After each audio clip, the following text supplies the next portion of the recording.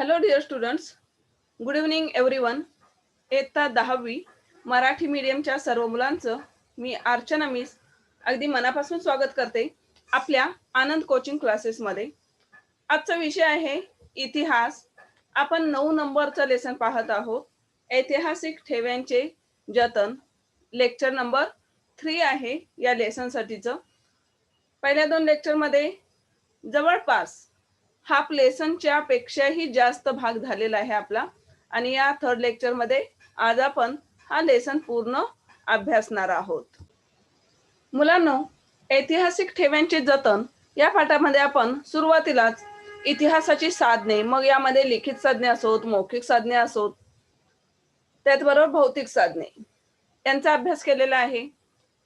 तसेच ऐतिहासिक ठेवे म्हणजे नेमकं काय, तर पूर्वीच्या काळामध्ये जे काही राजे महाराजे होऊन गेलेले आहेत, तसेच काही इम्पॉर्टंट व्यक्ती ज्या होऊन गेलेल्या आहेत, ज्या महान व्यक्ती होऊन गेलेल्या आहेत, त्यांनी वापरलेल्या काही वस्तू असतील किंवा त्यांची कपडे असतील किंवा इतर काही त्यांच्यावरती लिहिलेले महत्वाचे ग्रंथ असतील, तर हे सर्व आपण आजच्या या घडीला वाचू शकतो, पाहू शकतो.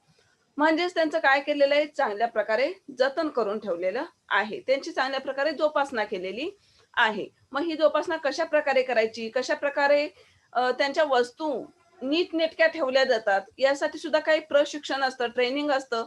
आणि त्याचबरोबर त्यासाठी डिग्री सुद्धा असते. म्हणजेच त्या ज्या व्यक्ती असतात, हे सर्व कामकाज पाहणारे व्यक्ती जे असतात, त्यांच्यासाठी स्पेशल अशा डिग्री असतात. या डिग्री त्यांनी पास होणं गरजेचं आहे, तरच त्या लोकांना या कामावरती किंवा या पदावरती ठेवलं जातं. गव्हर्नमेंटची ही कामे आहेत, त्यामुळं चांगले हुशार व्यक्ती या कामासाठी निवडले जातात.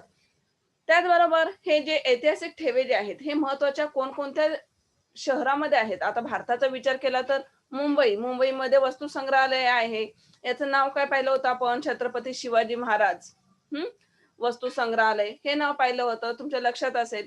त्याचबरोबर कलकत्ता असो, हैदराबाद असो, यासारख्या ठिकाणी सुद्धा, म्हणजे या आपल्या देशातील महत्वाच्या ठिकाणी सुद्धा आहेत, वस्तू संग्रहालय पाहायला मिळतात. त्याचबरोबर आपण पूर्ण जगातील वस्तू संग्रहालय असोत किंवा लायब्ररी असोत, यांचा सुद्धा अभ्यास केलेला आहे. मग ती इंग्लंडची लायब्ररी असो किंवा फ्रान्सची असो, या संदर्भात माहिती पाहिलेली आहे गेल्या लेक्चरमध्ये. त्याचबरोबर ग्रंथालय असोत, म्हणजेच लायब्ररी, अभिलेखागार, हे सुद्धा हर एक राज्यामध्ये, स्पेशली हर एक राज्यामध्ये असतंच, जेणेकरून त्या राज्याची माहिती, त्या राज्याची स्थापना म्हणजेच निर्मिती कधी झाली. उदाहरणार्थ महाराष्ट्राची निर्मिती किती साली झाली, तर 1960 साली झालेली आहे. ही सर्व माहिती त्या अभिलेखागार जे आहे याद्वारे आपल्याला मिळत असते. आणि त्याचबरोबर महाराष्ट्रामध्ये ज्या काही महत्वाच्या घडामोडी घडलेल्या आहेत, त्याची सर्व कागदपत्रे जपून ठेवलेली या अभिलेखागारामध्ये पाहायला मिळतात. पुढचा आपला भाग आहे कोश वाङ्मय. कोश म्हणजे शब्दांचा, विविध माहितीचा व ज्ञानाचा केलेला पद्धतशीर संग्रह. कोश म्हणजे काय, याची व्याख्या सुद्धा येऊ शकते, तर ही नीट पाठांतर करायची आहे. शब्दांचा, विविध माहितीचा व ज्ञानाचा केलेला पद्धतशीर, नीटपणे केलेला संग्रह म्हणजे जपून ठेवणं. विविध ज्ञानाचे विशिष्ट पद्धतीने केलेले संकलन आणि मांडणी म्हणजे कोश. ही सुद्धा व्याख्या दिली आहे. विविध ज्ञानाचे म्हणजे अनेक प्रकारचं ज्ञान आहे, हर एक क्षेत्रातलं ज्ञान आहे. हे जे ज्ञान आहे, हे विशिष्ट पद्धतीने अलग अशा म्हणजे सिस्टीमने केलेले जे संकलन आणि मांडणी, म्हणजे ते प्रेझेंट कसं करायचं, ही मांडणी म्हणजेच काय, कोश. उपलब्ध ज्ञानाचे व्यवस्थापन आणि सुलभ रीतीने त्यांच्या उपलब्धतेची सोय, हे त्याचे उद्दिष्ट होय. तर ह्या कोशाचं उद्दिष्ट काय असतं बघा, की उपलब्ध ज्ञानाचं व्यवस्थापन करणं, जे ज्ञान मिळालेलं आहे किंवा जे ज्ञान आहे इतिहासातून आपल्याला जे काही मिळालेलं आहे, त्या ज्ञानाचं व्यवस्थापन करणं नीट आणि सुलभ रीतीने, म्हणजेच चांगल्या पद्धतीने, इतरांना समजेल अशा साध्या सोप्या रीतीने त्याच्या उपलब्धतेची सोय करून देणं इतरांना. इथे दिले काय, उपलब्धीची सोय करून देणे, हे त्याचं काय आहे, मूळ वैशिष्ट्य आहे, मुख्य उद्दिष्ट पाहायला मिळतं. कोशाचं मुख्य उद्दिष्ट जे काही इतिहासामधून आपल्याला समजलेलं आहे, ते अनेक लोकांना, इतर लोकांना चांगल्या पद्धतीने साध्या सिंपल भाषेमध्ये समजून सांगणं हा एक उद्दिष्ट किंवा हे एक उद्देश हं, त्याचा पाहायला मिळतो. कोश वाङ्मय याचं व्याख्या पाहिली, त्याचबरोबर त्याचं उद्दिष्ट काय आहे हे सुद्धा पाहिलं. पुढे कोशाची आवश्यकता. खरंच ह्या कोशाची गरज आहे का?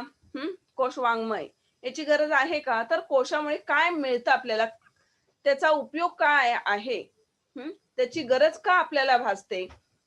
खरोखर त्याची गरज आहे का? हे आपल्याला या पॅराग्राफ मधून लक्षात येईल. कोशामुळे वाचकांपर्यंत ज्ञान पोहोचवले जाते.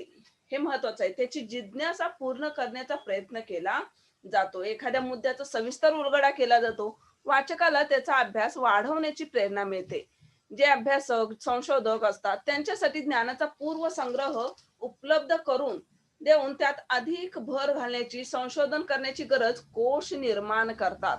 कोशवाङ्मय राष्ट्राच्या म्हणजे देशाच्या सांस्कृतिक अवस्थेचे प्रतीक असून समाजाची बौद्धिक वा सांस्कृतिक गरज ज्या ज्या प्रकारच्या असेल त्या प्रकारच्या कोश वाङ्मयाची निर्मिती त्या त्या समाजात होते. यावरून आपल्याला आता जे रीड केलं मी यावरून तुमच्या लक्षात आलं असेल की खरोखर या कोशाची आवश्यकता असतेच असते. बरोबर. कोश जो आहे ह्या कोशामुळे काय होतं, वाचकांपर्यंत ज्ञान पोहोचवलं जातं. जे नॉलेज आहे, माहिती आहे, ती जे लोक वाचक आहेत, वाचन प्रेमी आहेत, अशा लोकांपर्यंत ज्ञान मिळतं. त्याची जिज्ञासा पूर्ण करण्याचा प्रयत्न केला जातो. एखाद्या मुद्द्याचा अगदी डीप मध्ये जाऊन त्या कोशामुळे उलगडा झाल्याचं पाहायला मिळतं. वाचकाला त्याचा अभ्यास वाढवण्याची प्रेरणा मिळतं. म्हणजे अजून एखादा पॉइंट जर त्या वाचकाला मिळाला एखाद्या विषयाच्या संदर्भात तर त्या पॉइंटच्या आधारे त्याला अजून वाचनाची आवड निर्माण होते. जे अभ्यासक, संशोधक असतात त्यांच्यासाठी ज्ञानाचा पूर्वसंग्रह उपलब्ध करून देऊन त्यात अधिक भर घालण्याची, म्हणजे जे अभ्यासक आहेत, एखाद्या गोष्टीचं जे संशोधन करत आहेत, एखाद्या गोष्टीवरती किंवा एखाद्या वस्तूवरती जे संशोधन करत आहेत अशा लोकांसाठी ह्या कोशातून त्याची जी पूर्वसंग्रह उपलब्ध, म्हणजेच काय, एखाद्या वस्तू संदर्भात जर त्यांना संशोधन करायचं असेल तर त्याच्या संदर्भातली अगोदरची इतिहासातील काही माहिती या लोकांना कोशामार्फत मिळू शकते. संशोधन करण्याची गरज कोश निर्माण करतात. कोश वाङ्मय राष्ट्राच्या सांस्कृतिक अवस्थेचे प्रतीक असून समाजाची बौद्धिक वा सांस्कृतिक गरज ज्या ज्या प्रकारच्या असेल त्या प्रकारच्या कोश वाङ्मयाची निर्मिती त्या त्या समाजात होते. आता ह्या त्या त्या प्रकारच्या कोश वाङ्मयाचे असं दिलेलं आहे. याचा अर्थ कोश वाङ्मयाचे सुद्धा बरेचसे प्रकार आहेत. बऱ्याच मुलांना तर कोश वाङ्मय म्हणजे काय हाच शब्द नवीन असेल, परंतु या कोश वाङ्मय आपण सर्रास पाहत असतो, बघत असतो आजूबाजूला, परंतु आपल्याला माहिती नसतं. त्याचबरोबर बरेचसे प्रकार सुद्धा आपण या भागामध्ये आज पाहणार आहोत. कोशातील माहितीच्या मांडणी करिता अचूकपणा, नेमकेपणा, वस्तुनिष्ठता, बांधीवपणा आणि अद्ययावतता या गोष्टी आवश्यक असतात. अद्ययावतता राखण्यासाठी ठराविक काळाने कोशांच्या सुधारित आवृत्त्या किंवा पुरवण्या काढाव्या लागतात. हे सुद्धा फार महत्वाचं आहे काम. इथे बघा काय सांगितलं या पॅराग्राफ मध्ये की कोशातील माहितीच्या मांडणी करता कोशामध्ये जी काही माहिती इन्फॉर्मेशन लिहिलेली असते ही या मांडणी करता अचूकपणा फार गरजेचा आहे. चुकीचं काही असता कामा नये, कारण ते वाचणारे बरेच लोक असतात, त्यामुळे चुकीची माहिती लोकांमध्ये पसरू शकते. त्यामुळे त्यामध्ये काय असणं गरजेचं आहे, अचूकपणा फार महत्वाचा आहे. नेमकेपणा म्हणजेच टू दी पॉइंट, जे सांगायचं आहे तेच नेमकेपणा असणं महत्वाचं आहे. वस्तुनिष्ठता सुद्धा म्हणजे इकड तिकडच्या गोष्टी न करता वस्तुनिष्ठतेवरती भर देणं फार महत्वाचं आहे. बांधीवपणा म्हणजे हवा आहे तेवढंच, नीट आणि सुटसुटीत या अर्थाने. आणि अद्ययावतता म्हणजे अप टू डेट यासारखं गोष्टी फार महत्वाच्या आहेत.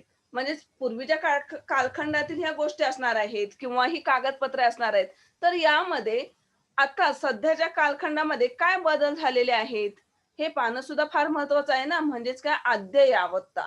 आणि या राखण्यासाठी ठराविक काळाने कोशांच्या त्या सुधारित आवृत्त्या सुद्धा निर्माण करणं फार गरजेचं आहे. पूर्वीचे कागदपत्र आहेत, ठीक आहे, आहेतच, परंतु त्यामध्ये जे काही बदल झालेले आहेत, या बदलांच्या नुसार नवीन त्यांचे झेरॉक्स मारणं सुद्धा फार महत्वाचं आहे. किंवा जे काही पूर्वीचे पेपर होते त्यांनाच हे झेरॉक्स मारलेल्या नवीन आवृत्त्या जोडणं किंवा पुरवण्यात जोडणं फार महत्वाचं आहे. जेणेकरून पूर्वीची जी माहिती होती ती कशी होती आणि नंतर त्यामध्ये काय बदल झाले हे वाचकांच्या लक्षात येऊ शकतात. कोश रचना करताना आकार विल्हे आणि विषयवार अशा दोन पद्धती ढोबळमानाने वापरतात. हे करत असताना वाचकाची सोय आणि माहिती शोधण्याची सोय या गोष्टी लक्षात घ्याव्या लागतात. कोशाच्या शेवटी सूची दिलेली असेल तर वाचकाची उत्तम सोय होते. बघा, इथे कोश वाङ्मय ह्याच्या बाबतीत काय सांगितलेलं आहे, कोश रचना जी दिलेली आहे, आकार विल्हे आणि विषयवार अशा दोन पद्धती ढोबळमानाने वापरल्या जातात. तुमच्या लक्षात आलं असेल विश्वकोश, ह्या टाईपच आहे. विश्वकोश हा सुद्धा ह्या कोश वाङ्मयाचाच प्रकार आहे. आपल्याला मराठीमध्ये सुद्धा लेसन झालेलं आहे. गेल्या वर्षी सुद्धा मराठीचा लास्ट लेसन विश्वकोश यावरती आधारित होता. 10th स्टँडर्डला सुद्धा लास्टचा लेसन यावरतीच आधारित आहे, की जसं इंग्लिशची डिक्शनरी असते तसंच मराठीमध्ये विश्वकोश असतो किंवा शब्दकोश असतो. हे कशा प्रकारे त्यामध्ये शब्द वगैरे पाहिले जातात हे आपण पाहिलं होतं. म्हणजेच आकार विल्हे. आकार विल्हे म्हणजे लक्षात आलं असेल तुमच्या, जसं की सुरुवातीचे जे अक्षर असतील किंवा शब्द असतील ते अ पासून स्टार्ट होणारे, नंतर आ पासून, या टाईपने आकार विल्हे असतात. अजून काय विषयवार अशा दोन पद्धतीने वापरले जातात कोश रचना. हे करत असताना वाचकाची सोय आणि माहिती शोधण्याची सोय या गोष्टी लक्षात घ्याव्या लागत असतात. हे फार महत्वाचं आहे, जेणेकरून वाचकाला पटकन एखाद्या गोष्टीची माहिती मिळण्यासाठी हे उपयोगी आहे. वरील प्रकारची कोश रचना एखादी व्यक्ती किंवा संपादक मंडळ करू शकते. कोश वाङ्मयातील लेखन करत असताना विविध विषयावरील तज्ञांची गरज भासते आणि कोश वाङ्मय लिहिणं हे एका दुसऱ्या व्यक्तीचं काम नाही. एखादा व्यक्ती जरी त्याने जरी केला, एखादा ग्रंथ वगैरे लिहिला, तरी त्यामध्ये फार त्याने चिकित्सकपणे अभ्यास करून मग लिहिणं गरजेचं आहे, कारण चुकी होता कामा नये यासाठी. त्याचबरोबर इथे दिलेलं आहे की अनेक लोक सुद्धा हे करू शकतात, म्हणजे संपादक मंडळ करू शकतं आणि यासाठी मात्र त्या त्या विषयांचं ज्ञान त्या व्यक्तीला असणं फार गरजेचं आहे. आता इथे कोशांचे प्रकार यामध्ये शब्दकोश, विश्वकोश, कोश सदृश्य वाङ्मय आणि सूची वाङ्मय असे टोटल 4 प्रकार आहेत. आपण पहिल्यांदा शब्दकोश पाहणार आहोत. एक एक करत पुढे जायचं आहे. यात शब्दांचा संग्रह, शब्दकोश.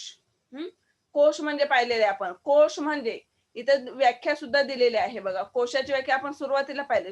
कोश म्हणजे शब्दांचा, विविध माहितीचा व ज्ञानाचा केलेला पद्धतशीर संग्रह. आणि ते शब्दकोश म्हणजे शब्द असणार आहेत ना एकत्रितरित्या, शब्दांचा केलेला संग्रह. शब्दांचा अर्थ, प्रतिशब्द म्हणजे विरुद्धार्थी शब्द, पर्यायी शब्द म्हणजे समानार्थी शब्द, शब्दांची व्युत्पत्ती दिलेली असते, म्हणजे त्याची निर्मिती नेमकी कधी झाली, किंवा मूळ शब्द तो कोणत्या भाषेतील आहे, अरबी आहे, संस्कृत आहे, याची सुद्धा माहिती आपल्याला या शब्दकोशामध्ये पाहायला मिळते. शब्दकोशाचे महत्वाचे प्रकार म्हणजे सर्वसंग्राहक, विशिष्ट शब्दकोश, परिभाषा कोश, व्युत्पत्ती कोश, समानार्थी किंवा विरुद्धार्थी शब्दकोश, म्हणी, वाक्प्रचार, संग्रह कोश अशा प्रकारामध्ये शब्दकोश विभागलेला पाहायला मिळतो. तुम्हाला जर समानार्थी विरुद्धार्थी असे काही शब्द पाहिजे असतील तर फक्त समानार्थी किंवा विरुद्धार्थी शब्दकोश हा जरी घेतला तुम्ही आणि त्यामध्ये पाहिलं तर भरपूर सारे तुमच्या मनामध्ये जो शब्द येईल त्या शब्दाचा समानार्थी आणि विरुद्धार्थी शब्द तुम्हाला या शब्दकोशामध्ये, समानार्थी किंवा विरुद्धार्थी शब्दकोश या पुस्तकामध्ये पाहायला मिळेल. असा एकही शब्द असणार नाही की या शब्दकोशामध्ये नसेल.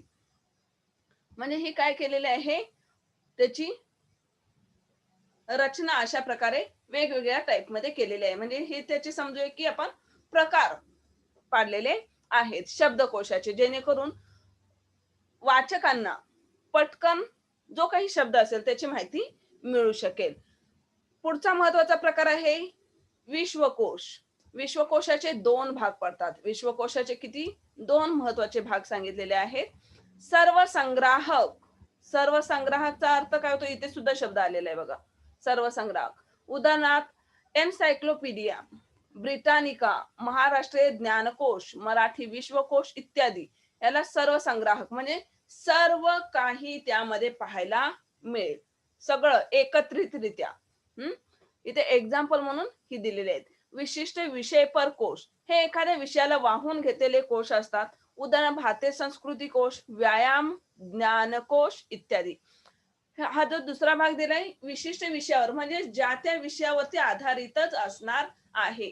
तुम्हाला एखादा शब्द घ्यायचा असेल आणि त्याची माहिती मिळवायची असेल, तर तुम्हाला त्या त्या विषयानुसार शब्दकोश जर पाहिलात तुम्ही, तर त्याची माहिती पटकन मिळू शकते. जसं आता भारतीय संस्कृती कोश हा जर तुमच्या हातामध्ये आला, तर त्यामध्ये आपली भारतीय संस्कृती, कल्चर आपलं कसं होतं, आणि पूर्वीची सगळी लोक, सगळा भाग, आपल्या देशातील कोणत्या भागात कोणत्या प्रकारची संस्कृती होती, ती किती वर्ष संस्कृती चालली होती, हे सगळं काही, किंवा त्यांचे व्यवसाय कसे होते, व्यापार कोणकोणते होते, त्यांचं खाणं पिणं, त्या संस्कृतीचं चालणं बोलणं, कोणती भाषा बोलत होते ते लोक, ही सगळी माहिती तुम्हाला ह्या भारतीय संस्कृती कोशामध्ये पाहायला मिळते. आणि एवढी माहिती डीप मध्ये पाहायला मिळते, याचा अर्थ हे जे कोश आहेत, हे कोश सुद्धा तितकेच मोठे आणि जाडजूड असतात. तिसरा पाहूयात, कोश सदृश्य वाङ्मय.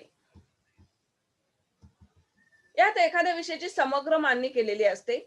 यामध्ये एखाद्या विशिष्ट विषयावर तज्ञांकडून लेख लिहून घेऊन ग्रंथ निर्मिती करतात. काय सांगितलं बघा, कोश सदृश्य वाङ्मय यामध्ये काय केलं जातं की एखाद्या विशिष्ट विषयावरती त्या लोकांच्याकडून, म्हणजे जे तज्ञ आहेत, ज्या त्या विषयामध्ये जे लोक तज्ञ आहेत, हुशार आहेत, पदवी घेतलेली आहे, अशा पदवीधर तज्ञांकडून लेख लिहून घेतले जातात पहिल्यांदा, आणि मग त्यावर आधारित ग्रंथ निर्मिती केली जाते. उदाहरणार्थ महाराष्ट्र जीवनखंड 1, 2, पुणे शहर पुणे खंड 1, 2, yearbook Manorama times of India, म्हणजे ही जी पुस्तके जी लिहिलेत, म्हणजे हे कोश सदृश्य जे लिहिलेत, हे अगोदर काय केली, याच्या संदर्भात माहिती मिळवून घेतलेली आहे, आणि मग त्यावरती दुसऱ्याच व्यक्तीने हे लिखाण केलेलं पाहायला मिळतं. चौथा महत्वाचा प्रकार आहे सूची वाङ्मय. ग्रंथाच्या अखेरीस दिलेली त्या ग्रंथातील व्यक्ती, विषय, स्थळे व ग्रंथ यांची यादी, शब्द यांच्या याद्यांना सूची असं म्हटलं जातं. सूची, तुम्हाला हा शब्द भूगोलामध्ये पाहिला असेल तुम्ही, मॅप वगैरे जो असतो ना, त्यामध्ये सूची वगैरे दिलेली असते. ग्रंथाच्या अखेरीस इथे काय दिले माहिती बघा, ग्रंथाच्या अखेरीस म्हणजे शेवटी दिलेली त्या ग्रंथातील व्यक्ती, त्या ग्रंथामध्ये ज्या व्यक्ती महत्वाचं कॅरेक्टर असणाऱ्या ज्या व्यक्ती असतील, त्या व्यक्ती, विषय, स्थळे म्हणजे ठिकाणे व ग्रंथ यांची यादी, शब्द यांच्या याद्यांना काय म्हटलं जातं, ह्या सर्व ज्या याद्या आहेत या याद्यांना सूची असं म्हटलं जातं. सूची सहसा आकारविल्ली असते, ती त्या त्या ग्रंथाच्या वाचनास मदत करणारी पाहायला मिळते. उदाहरणार्थ मराठी नियतकालिकांची दाते यांनी सिद्ध केलेली सूची, ते उदाहरण सुद्धा दिलेल्या सूची वाङ्मयाचं, मराठी नियतकालिकांची दाते यांनी जी प्रसिद्ध केलेली सूची आहे, ही सूची वाङ्मयामध्ये येते. आणि ही शक्यतो कशी पाहायला मिळते, आकार विल्ले टाईप पाहायला मिळते.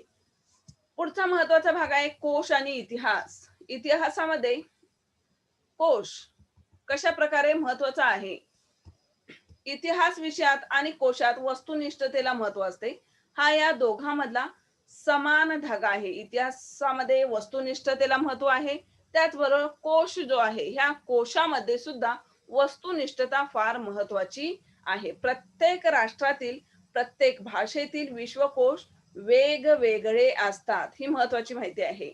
प्रत्येक राष्ट्रातील, प्रत्येक भाषेतील, राष्ट्रातील म्हणजे समजून घ्या हा भाग, राष्ट्रातील म्हणजे प्रत्येक देशातील. म्हणजे समजा अमेरिकेतील कोश वेगळा असेल, महाराष्ट्रात आपल्या देशातला, भारतातला कोश वेगळा आहे, या अर्थाने प्रत्येक राष्ट्रातील, प्रत्येक भाषेतील विश्वकोश वेगवेगळे असतात असं दिलेलं आहे. कारण त्यांचे प्राधान्यक्रम वेगळे असते. कारण कोणी कोणत्या गोष्टीला किती महत्व द्यायचं हे ज्याच्या त्याच्या देशावरती डिपेंड असतं. स्वराष्ट्राची ध्येय धोरणे, जीवनमूल्ये, आदर्श यांचा प्रभाव कोशावरती पडतो. म्हणजे ज्या राज्याचं किंवा ज्या राष्ट्राचा कोश असेल, त्या कोशावरती काय सांगितलेलं आहे बघा, ध्येय धोरणे, त्या त्या देशाची ध्येय धोरणे, जीवनमूल्य, परंपरा, त्यांची संस्कृती असो, त्या देशातील नागरिकांना दिलेलं महत्व असो, ह्या सगळ्याचा प्रभाव या कोशावरती पडत असतो. तत्वज्ञान आणि परंपरा यांचाही प्रभाव कोशावर पडतो. राष्ट्रीय अस्मिता जागी करण्याचा प्रयत्न कोशाद्वारे करता येतो. आपल्या देशाबद्दल प्रेम निर्माण करण्याची भावना या कोशामार्फत होत असते. उदाहरणार्थ महादेव शास्त्री जोशी संपादित भारतीय संस्कृती कोश जीवनाच्या विविध क्षेत्रामधील ज्ञान सर्वांच्या विकासासाठी उपलब्ध करून देणे ही कोश रचनेची एक प्रेरणा असते. इथे बघा उदाहरण दिले महादेव शास्त्री जोशी यांचं. ह्यांनी निर्माण केलेला कोणता भारतीय संस्कृती कोश आहे. यातून किंवा हा जर कोश तुमच्या वाचनात कधी आलात तर तुमच्या लक्षात येईल की आपल्या देशातील जी काही संस्कृती आहे, परंपरा आहे, याच्यावरती आधारित त्यांनी हा कोश लिहिलेला आहे. जीवनाच्या विविध क्षेत्रामधील ज्ञान सर्वांच्या विकासासाठी उपलब्ध करून देणे ही महत्वाची प्रेरणा यातून मिळालेली पाहायला मिळते. ज्ञानार्जन म्हणजे ज्ञान मिळवणं व ज्ञान प्रसार म्हणजे जे ज्ञान आपल्याकडे आहे ते इतरांना सुद्धा समजावं यासाठी त्या ज्ञानाचा प्रसार करणं, यास एक जीवन श्रद्धा मानून त्यासाठी व्यक्तिगत व सामूहिक स्वरूपात प्रयत्न केले जातात. म्हणजे जे ज्ञान माझ्याजवळ आहे तेच ज्ञान इतरांना सुद्धा मिळावं, तीच माहिती इतरांना सुद्धा माहित असावी या दृष्टीने निस्वार्थीपणे ज्ञानाचा प्रसार करणं यासाठी प्रयत्न केले जातात. म्हणून मग हे प्रयत्न कसे असतात, व्यक्तिगत असतात, त्याचबरोबर सामूहिक सुद्धा असतात. आणि म्हणून कोश म्हणजे समाजाचे मानचिन्ह समजले जाते. समाजाची प्रज्ञा आणि प्रतिभा यांचा प्रातिनिधिक आविष्कार कोश रचनेत बघायला मिळतो. म्हणजे इथे बघा कोश जो आहे या कोशातून काय समजतं आपल्याला की माहिती मिळते, पूर्वीचा इतिहास कळतो, ज्ञान समजतं. आणि म्हणूनच समाजाची प्रज्ञा आणि प्रतिभा यांचं प्रतिनिधित्व करणारा भाग म्हणून या कोशाकडे पाहिलं जातं. आता इतिहास विषयाशी संबंधित कोश नेमके कोणकोणते आहेत. इतिहास या विषयातील कोश परंपरा समृद्ध आहे. रघुनाथ भास्कर गोडबोले यांचा भारतवर्षीय प्राचीन ऐतिहासिक कोश 1876 या आद्यकोश, हा आद्यकोश होय. कोणाचा दिलेला आहे हा, रघुनाथ भास्कर गोडबोले यांनी लिहिलेला आहे. भारतवर्षीय प्राचीन ऐतिहासिक कोशात प्राचीन काळातील भारतीय व्यक्ती आणि स्थळे यांचा अंतर्भाव म्हणजे पूर्वीच्या काळातील व्यक्ती आणि स्थळे यांचा अंतर्भाव म्हणजे काय, याचा सर्वांचा समावेश यांच्या या कोशामध्ये पाहायला मिळतो. या कोशात भरत वर्षात पूर्वी आपणामध्ये जे जे प्रख्यात लोक होऊन गेले त्यांचा, त्यांच्या स्त्रिया, त्यांचे पुत्र, त्यांचा धर्म, त्यांचे देश व राजधान्या तसेच त्या त्या देशातील नद्या व पर्वत इत्यादिकांसहित जो इतिहास तो यात दिला आहे. म्हणजे एवढ्या डीप मध्ये ही माहिती पाहायला मिळते. पूर्वीच्या काळातील जे काही प्रख्यात लोक, महत्वाचे लोक होऊन गेलेले आहेत, ज्याने अनेक लढाया वगैरे जिंकलेल्या आहेत, त्यासाठी कारणीभूत असणारी कारणे नेमकी कोणती होती. बऱ्याचशा लढाया ही लोक म्हणजे हरली पण होती, तर त्यासाठीची नेमकी कारणं कोणती होती. त्यांच्या स्त्रिया म्हणजेच काय पत्नी त्या कोणत्या होत्या, त्यांचे पुत्र म्हणजेच मुलगे कोण होते, त्यांचे धर्म नेमके कोणते होते, त्यांच्या देशाच्या देश त्याचबरोबर देशाच्या राजधान्या कोणत्या होत्या, कोणत्या देशामध्ये कोणती नदी वाहायची, हे सगळं एवढं डीप मध्ये या कोशामध्ये पाहायला मिळतं. श्रीधर व्यंकटेश केतकर यांचे महाराष्ट्र ज्ञानकोशाचे 23 खंड आहेत. टोटल 23 खंड यांनी लिहिलेले आहेत. श्रीधर व्यंकटेश केतकर यांनी मराठी माणसांना बहुश्रुत करावे, त्यांच्या ज्ञानाची कक्षा विस्तारावी, त्यांच्या विचारांचे क्षेत्र अधिक व्यापक व्हावे आणि जगातील प्रगत लोकांच्या बरोबरीने त्यांनी प्रगल्भ व्हावे, ही केतकरांची ज्ञानकोश रचनेमागील भूमिका होती. आणि या खंडामधून त्यांनी व्यापक इतिहासाची मांडणी केली आहे. श्रीधर व्यंकटेश केतकर यांनी कोणता कोश, जो कोश लिहिलेला आहे यामध्ये महाराष्ट्रीय ज्ञानकोश, याचे टोटल 23 खंड, म्हणजे एक खंड म्हणजे चांगलं भलं मोठं एवढं पुस्तक असतं आणि अशी टोटल 23 खंड लिहिलेले आहेत. म्हणजे किती माहिती त्यांनी मिळवली असेल आणि ती लिहून ठेवलेली आहे आपल्यासाठी, आपल्या सर्वांसाठी, जेणेकरून त्यांना वाटतं की मराठी माणसाने कोणत्याही बाबतीत मागे राहू नये. त्याच्या ज्ञानाची कक्षा विस्तारावी. कोणतंही क्षेत्र असो, त्या क्षेत्रामध्ये त्यांनी आपल्या बुद्धीच्या जोरावरती कामगिरी करावी या हेतूने म्हणजे प्रत्येक क्षेत्र हे अधिक व्यापक व्हावं. त्यांच्या विचारांचं क्षेत्र व्यापक व्हावं. त्याचबरोबर जगातील प्रगत लोकांच्या बरोबरीने जगामध्ये इतर देशातील लोक जसे प्रगतशील आहेत, ज्या प्रकारे कामगिरी करत आहेत, तशाच प्रकारची कामगिरी आपल्या मराठी माणसाची सुद्धा व्हावी या हेतूने त्यांनी हे लिहून ठेवलेले आहेत. या पुढचा महत्वाचा कोश म्हणजे भारतवर्षीय चरित्र कोश.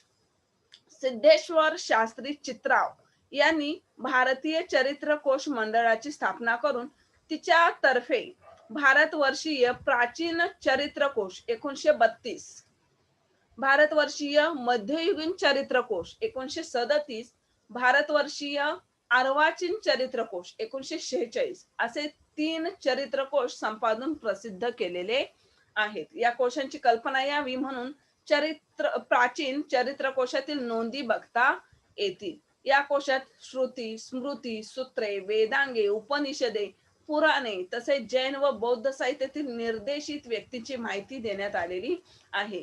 जर त्यांचा जर कालखंड पाहिला तुम्ही, भारतवर्षीय प्राचीन चरित्रकोश 1932 म्हणजे 1932 पर्यंतचा जो कालखंड आहे, जो काही इतिहास आहे आपल्या देशातला, तो संपूर्ण इतिहास त्यांचा या चरित्रकोशात पाहायला मिळतो. 1937 ला पण एक प्रसिद्ध झालेला आहे, त्याचबरोबर 1946 ला. म्हणजे अशा ह्या 3 चरित्रकोशातून त्यांनी या लोकांचं म्हणजे आपल्या देशातील जे काही महत्वाची लोक होऊन गेलेले आहेत, त्याचबरोबर अजून माहिती काय सांगले, जसं की वेद वगैरे होऊन वेद होते, त्याचबरोबर श्रुती असोत, स्मृती असोत, वेदांगे, सूत्रे, पूर्वीच्या लोकांचं जीवन जे आहे हे जीवन कसं 4 भागामध्ये विभागलेलं होतं. तर ह्याची माहिती पाहायला मिळते. जैन धर्म असो, बौद्ध धर्म असो, त्यामध्ये कोणत्या गोष्टींना फार महत्व दिलं जातं ह्या बाबी असोत, किंवा ऋग्वेद असोत, यजुर्वेद असो, अथर्ववेद असो, सामवेद असो, यांची माहिती नेमकी काय आहे किंवा हे कशाला म्हटलं जातं, ही सर्व पुराणातील माहिती या त्यांच्या चरित्रकोशामध्ये पाहायला मिळतं. आता ते माहीत आहे का तुम्हाला म्हणून हा एक भाग दिलेला आहे. वरचा सुद्धा एक भाग पहिल्या पेजवरचा, अगोदरच्या पेजवरचा पाहिलेला नाही, तो पहिल्यांदा बघूयात काय नेमकं दिले त्या भागामध्ये. इथे आहे, इथे बघा, पश्चिमेकडील देशामध्ये नॅचरल हिस्ट्री इसवी सन 1 शतक हा थोरल्या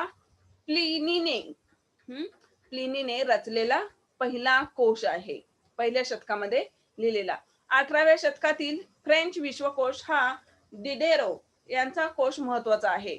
एनसायक्लोपीडिया ऑफ ब्रिटनिका हा कोश प्रथम इसवी सन 1767 मध्ये प्रसिद्ध झाला. एनसायक्लोपीडिया हा कोश रचनेच्या वाटचालीतील अत्यंत महत्वाचा टप्पा म्हणून याकडे पाहिलं जातं. संस्कृत भाषेत निघंटू, धातुपाठ यासारख्या शब्दकोशांची परंपरा प्राचीन आहे. म्हणजे जसं मग सांगितलं, हर एक भाषेमध्ये हे विश्वकोश पाहायला मिळतात, शब्दकोश पाहायला मिळतात. तसंच संस्कृत भाषेमधले कोणते आहेत, निघंटू, आणखीन धातुपाठ. मध्ययुगात महानुभाव पंथीयांची कोश रचना, छत्रपती शिवाजी महाराजांच्या कारकिर्दीतील राज्य व्यवहार कोश हे महत्वाचे ओळखले जातात.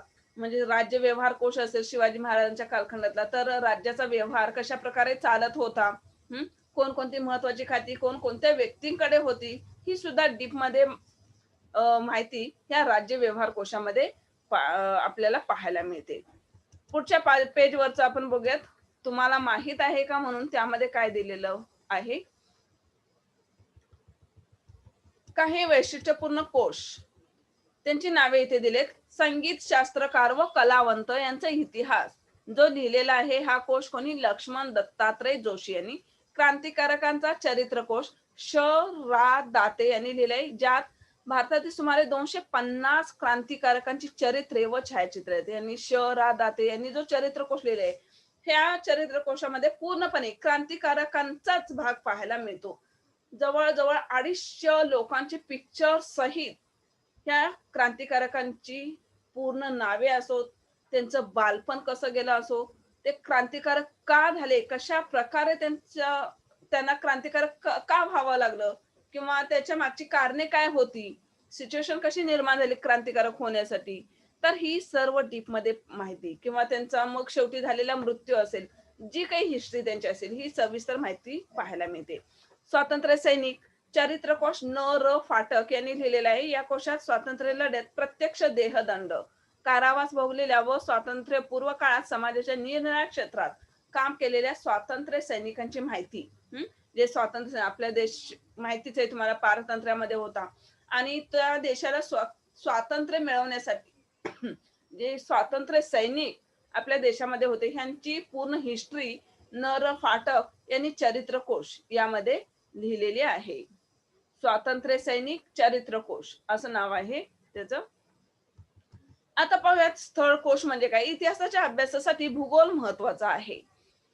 विविध ऐतिहासिक स्थळांच्या संदर्भात माहिती देणारे कोश आहेत. इथे महानुभव पंथातील मुनी व्यास यांनी रचलेला स्थानपोथी 14व्या शतकामध्ये लिहिला होता त्यांनी स्थानपोथी हा. या ग्रंथात महानुभाव पंथाचे प्रवर्तक श्री चक्रधर स्वामी ज्या ज्या गावी गेले त्या त्या गावांची तपशीलवार नोंद आहे.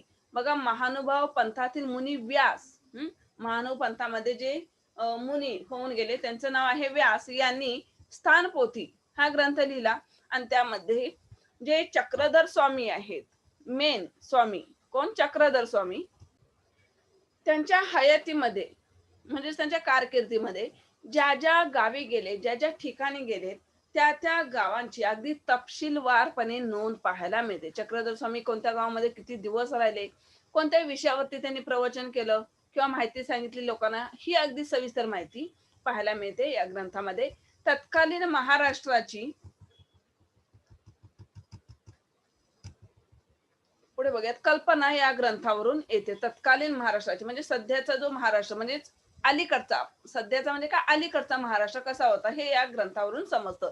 लीळा चरित्रातील विविध घटना केव्हा, कोणत्या स्थळी व कोणत्या प्रसंगाने घडल्या हेही स्थानपोथीकार सांगतात. त्यामुळे श्री चक्रधर स्वामींच्या चरित्र लेखनासाठी हा उत्तम संदर्भ ग्रंथ आहे. श्री चक्रधर स्वामींच्या चरित्र लेखनासाठी बघा इथे आता चक्रधर स्वामींचं जर चरित्र हा जर ग्रंथ लिहायचा झाला, त्यांच्या चरित्राबद्दल, त्यांनी त्यांच्या हयातीमध्ये काय काय केलं, त्यांचं आयुष्य कशा प्रकारे होतं, यासाठी हे जे संदर्भ ग्रंथ आहेत लिहिलेलं, त्यांची माहिती मिळवून देणारे, हे फार उपयोगी पडू शकतात. आता लीळा चरित्र वगैरे म्हणजे त्या त्या घटना किंवा दृष्टांत तुम्हाला मराठीच्या लेसन मध्ये सुद्धा पहिल्यांदा असं संस्कृत भाषेमध्ये असायचं बघा, ते चक्रधर स्वामी वगैरे यांनी लिहिलेलं 9वीला असो किंवा 10वीला असो संस्कृत भाषेमध्ये असायचं.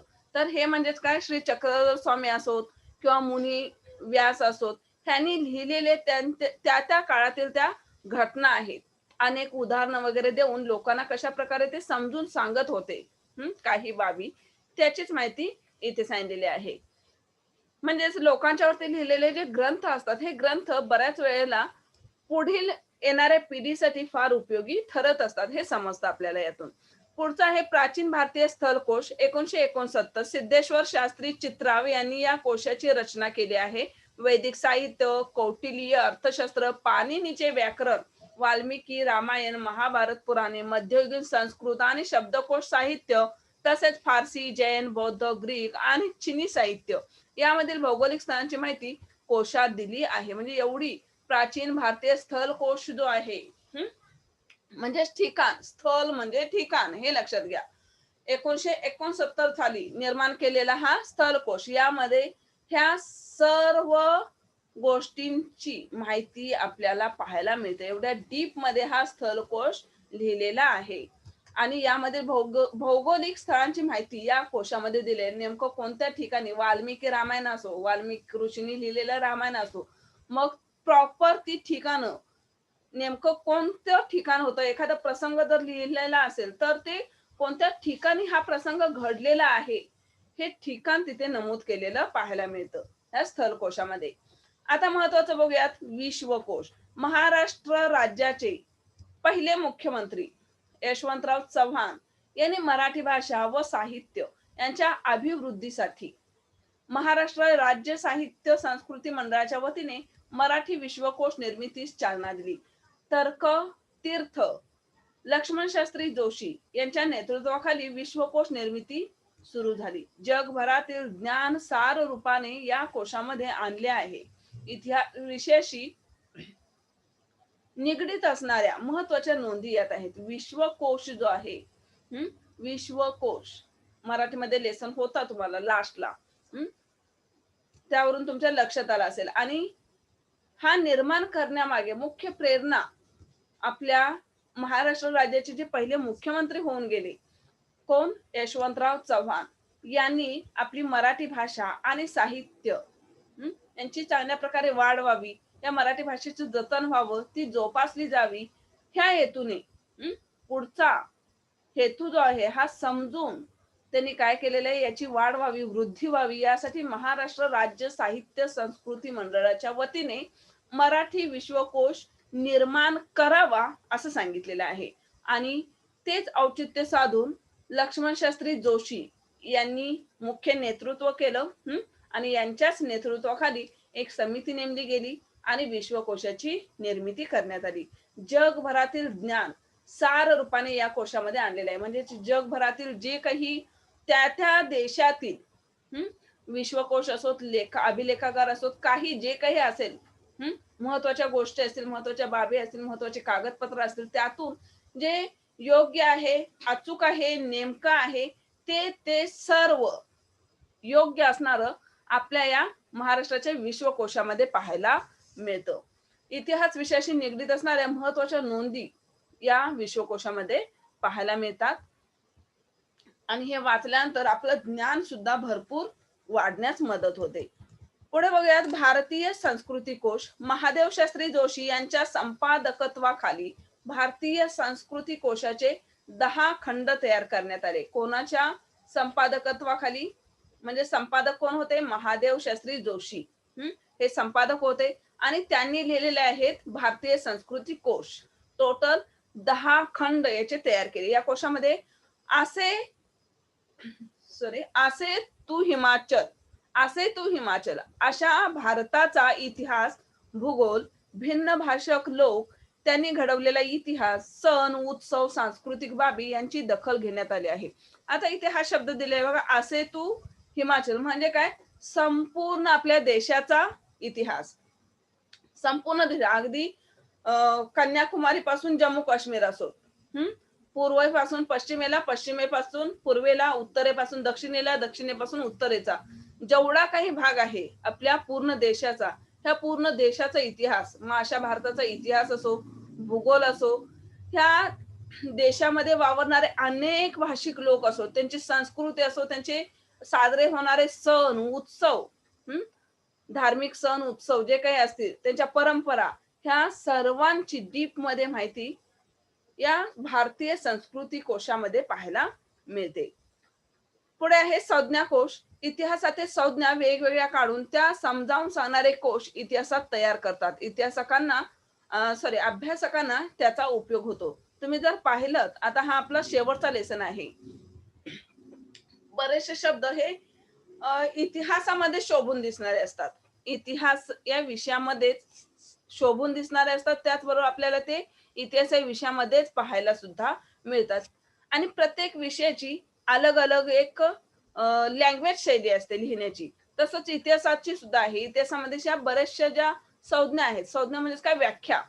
हर एक गोष्टीच्या किंवा हर एक वस्तूच्या ज्या काही व्याख्या आहेत, ह्या व्याख्या वेगवेगळ्या आहेत आणि त्या समजावून सांगणारे कोश इतिहासात तयार करतात. आणि अभ्यासक जे आहेत, इतिहासाबद्दल आवड वगैरे असणारी जी लोक आहेत, यांना त्याचा उपयोग होत असतो. इतिहास विषयाच्या अभ्यासकांना कोश रचनेच्या कामात भरपूर संधी उपलब्ध आहेत. कोणत्याही विषयावरचा कोश असो, त्याला इतिहासाची जोड देणे आवश्यक असते. म्हणजे इतिहास अभ्यासक किंवा इतिहास विषयाची ज्यांना आवड आहे, अशा लोकांना कोश रचनेच्या कामामध्ये सुद्धा, म्हणजे कोश निर्मिती करणं, त्यामध्ये सुद्धा त्यांना व्यवसाय संधी मिळू शकते. इथे बघा, कामात भरपूर संधी, म्हणजे पुढे जाऊन अशा लोकांना यामध्ये आपलं करिअर घडवता येऊ शकतं. कोणत्याही विषयावरचा कोश असो, त्यासाठी इतिहास माहीत असणं फार गरजेचं आहे.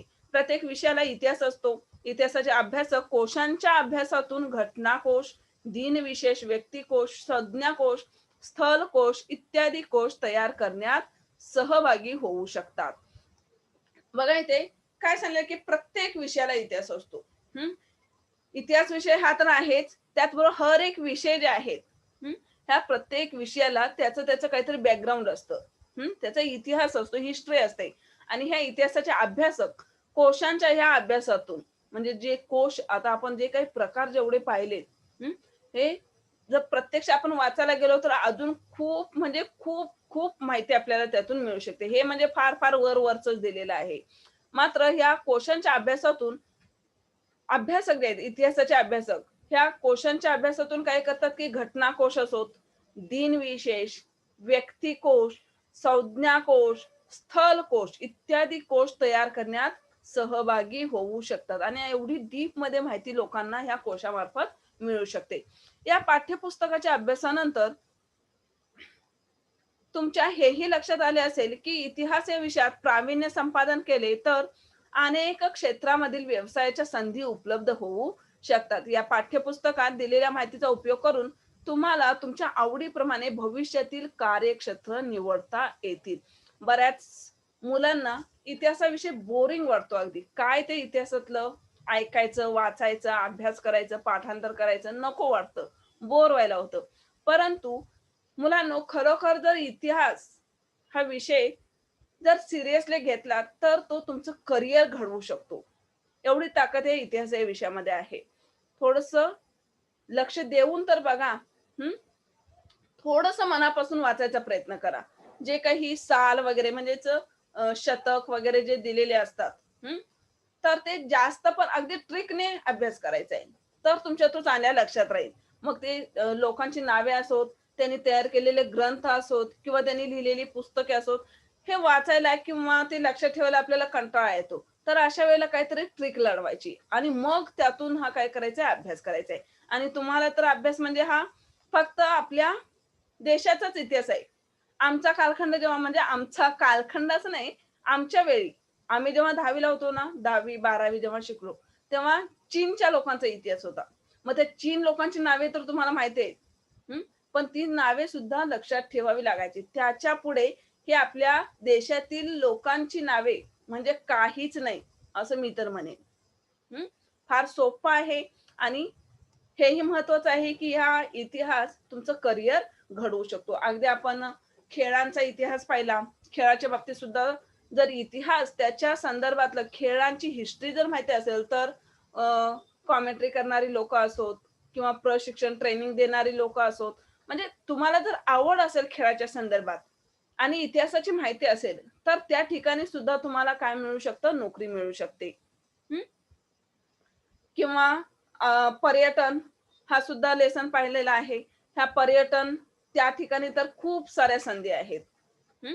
एखादं ठिकाण मग ते निसर्गाने किंवा निसर्गामुळे त्याला मिळालेलं सौंदर्य असेल त्या ठिकाणाला किंवा त्या शहराला, तर त्या शहरामध्ये सुद्धा कशाप्रकारे त्या शहराची माहिती सांगणं, हं. तर यातून सुद्धा व्यवसाय करता येऊ शकतो. सध्या जर पाहायला गेलं तर लोकांना फिरायला फार आवडतं. असं नाही की काहीतरी एखादं कारणच असायला हवं. हं. फिरायला फार आवडतं.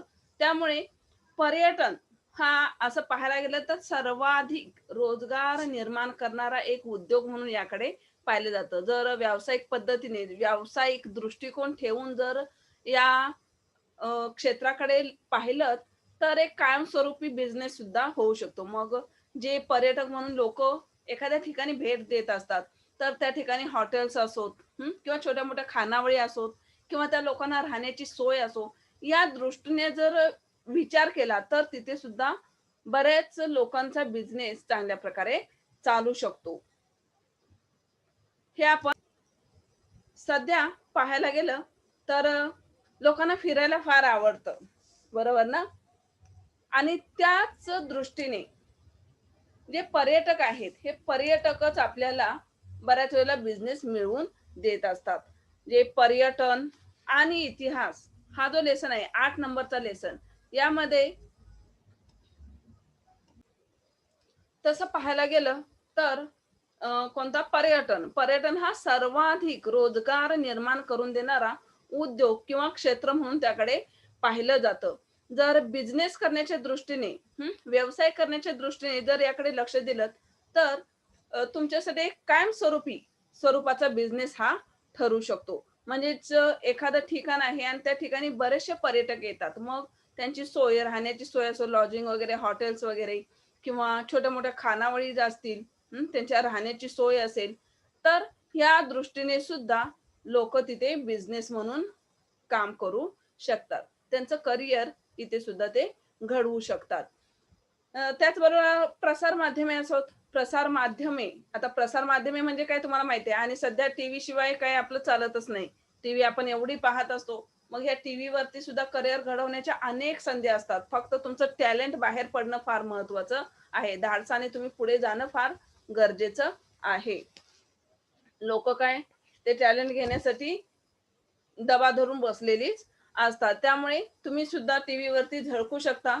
फक्त मग तो डान्स असो, तुमचं गायन असो किंवा अभिनय करण्याची कला असो, काही असो. जे टॅलेंट आहे, हे टॅलेंट तुम्ही बाहेर काढणं गरजेचं आहे. म्हणजे ह्या प्रसार माध्यमामध्ये सुद्धा म्हणजे टीव्हीवरती झळकणं असो किंवा अजून बातम्यांचं चॅनेल असो, ह्या न्यूजमध्ये सुद्धा बऱ्याच मुलांना अ, आजूबाजूला आपल्या घडणारी घटना असेल, तर ते आपण प्रथम ऐकावी आणि आपल्या मार्फत ती आपल्या मित्रांना असो, मित्र-मैत्रिणींना असो किंवा घरामध्ये सांगावी याचं कुतूहल जास्त असतं. मग अशा लोकांनी रिपोर्टर होणं त्यांना किंवा त्या संदर्भात किंवा रिपोर्टर व्हावं असं त्यांना एक त्यांच्या मनाला वाटत असतं, की आपल्याला त्याची आवड आहे. तर त्यानुसार आपण सुद्धा काय रिपोर्टर व्हावं. आपल्यातून जे काही बऱ्याचशा लपलेल्या गोष्टी असतात, लपलेल्या न्यूज असतात, ह्या बाहेर काढाव्यात, समाजासमोर मांडाव्यात, या दृष्टीने ही लोकं प्रयत्न करत असतात. अजून भारतीय कलांचा इतिहास असो जो आपल्या ह्याच्यामध्ये तर कॅन्सल झालेला आहे, परंतु त्यामध्ये सुद्धा भरपूर करियर करण्याची संधी उपलब्ध होऊ शकते. ठीक आहे. थोडक्यात काय आपला हा इतिहास विषय जो आहे, हा फार महत्त्वाचा विषय आहे आणि इतिहास या विषयाबाबत कंटाळा तर अजिबात करू नका. आवडीने हा विषय अभ्यासायचा आहे. यामध्ये जे काही प्रश्न दिलेले आहेत, ह्या प्रश्नांची उत्तरे तुम्ही लिहायची आहेत आणि तुमचा इतिहास हा विषय पूर्ण इथे कंप्लीट झालेला आहे. इतिहास विषयाचा सिलेबस जो आहे हा कंप्लीट झालेला आहे. हा शेवटचा लेसन होता आणि राज्यशास्त्राचे जे काही लेसन होते ते ऑलरेडी अपलोड झालेले आहेत. तुम्ही पाहिलेले आहेत. प्रश्न उत्तरे सुद्धा तुम्ही लिहिलेली आहेत.